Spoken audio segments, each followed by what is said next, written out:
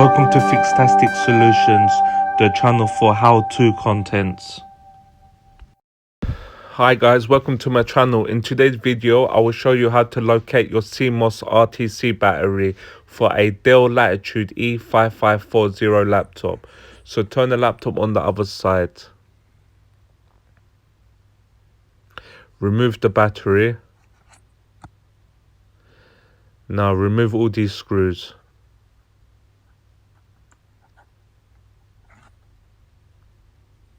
Once that's done, put your finger on that edge and remove it. So this is your CMOS battery, guys.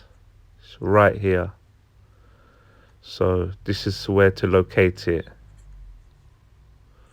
Very easy to remove and replace or reset.